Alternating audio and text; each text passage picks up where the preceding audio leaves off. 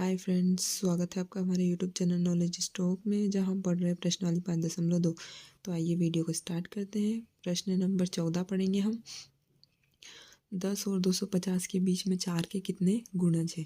अब देखो, 10 और 250 के बीच में गुणज बताना है, वो भी किसके, 4 के। तो गुणज क्या होता है? गुणज वो होता है जिसमें 4 से हम गुणा करते जाएंगे और जो हमें संख्या मिलती जाएगी वो हमारे गुणज होंगे। तो किसके किसके बीच में लेना है? 10 और 250 के बीच 4 के गुणज लेना है। तो देखो, इसको बताती हूँ। 4 का गुणा अगर 1 से करेंगे तो 4, 4 का गुणा 2 से करेंगे तो 8, 4 का गुणा 3 से करेंगे तो 12, 4 का गुणा हम 4 से करेंगे तो 16, 4 का गुणा हम 5 से करेंगे तो 20 और 4 का गुणा हम 6 से करेंगे तो 24। ऐसे कंटिन्यू हम करते रहेंगे। पर प्रश्न में हमें बोला है 10 और 250। तो 10, देखो 4 और 8 ये 10 के पहले है, तो इसको तो हम नहीं लेंगे। अब उसके बाद 10 के बाद कौन है? 12, 16, 20, 24, ऐसे ही कंटिन्यू चलता रहेगा। तो 4 के गुणज क्या होंगे? 12, 16, 20, 24, 28, 32, ऐसे ही कंटिन्यू।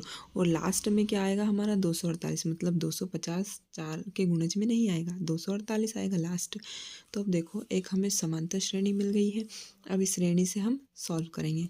तो देखो, पहला पद क्या होता है? उसको हम A1 बोलते हैं, दूसरे पद को A2, तीसरे पद को A3, चौथे पद को A4 और लास्ट वाले पद को हम AN बोलते हैं। ठीक है। अब देखो, जो हमारा ए है प्रथम पद, उसको ही हम A1 लिखते हैं। तो देखो, ए क्या होगा हमारा? 12। अब डी सार्वंतर कैसे निकालते हैं हम? A2 में से A1 घटा देंगे। तो देखो, A2 में से अगर हम A1 घटाएंगे तो 16 में से 12 घटाएंगे तो कितना बचेगा? 4। तो सार्वंतर कितना है हमारे पास में? 4। अब AN कितना है हमारे पास में? 248। तो अब देखो, अब हम फॉर्मूला लगाएंगे। फॉर्मूला क्या होता है हमारा?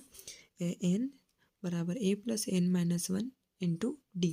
अब देखो, AN का मान कितना है हमारे पास में? 248। तो हम AN की जगह क्या रख देंगे? 248 बराबर 4। ए की जगह लिखेंगे हम 12। मतलब ए का मान कितना है? 12। प्लस वैसा ही रहेगा, एन हमें ज्ञात करना है तो N-1 तो वैसा ही रहेगा। डी का मान कितना है हमारे पास में? 4। अब देखो, 248 बराबर 12। अब ये जो 4 है इसका गुणा हम ब्रैकेट में करेंगे तो ये हो जाएगा, n का गुणा 4 से करेंगे तो 4n होगा और -1 का गुणा हम 4 से करेंगे तो -4 होगा। अब क्या करेंगे? 12 में से हम 4 घटाएंगे तो कितना बचेगा? 8। तो 248 बराबर 8 + 4n होगा। ठीक है। अब क्या करेंगे? ये वाला हिस्सा तो यहीं रहने देंगे, तो 4n और ये जो है 8, इसको बराबर के इधर भेज देंगे तो ये -8 हो जाएगा। यहाँ पर हमने क्या करा है? इसको हम ऐसा लिख सकते हैं, ऐसा लिख सकते हैं, पर हमने यहाँ पर ऐसा लिख दिया। ठीक है। तो 248 - 8। अब देखो, 4n बराबर 248 में से 8 घटाया 240 हुआ। अब देखो, ये जो n है, ये जो 4 है, ये 240 के बटे में चले जाएगा। तो n बराबर 240 बटे में 4। अब 4 से काटेंगे तो क्या होता है? 4 छंग 24 और 7 में 0। तो n बराबर कितना है? 60। तो अतः 10 और 250 के बीच 4 के गुणजों की संख्या 60 होगी। आई होप आपको हमारा वीडियो समझ में आया होगा। प्लीज़ हमारे चैनल को सब्सक्राइब करें। Thanks for watching.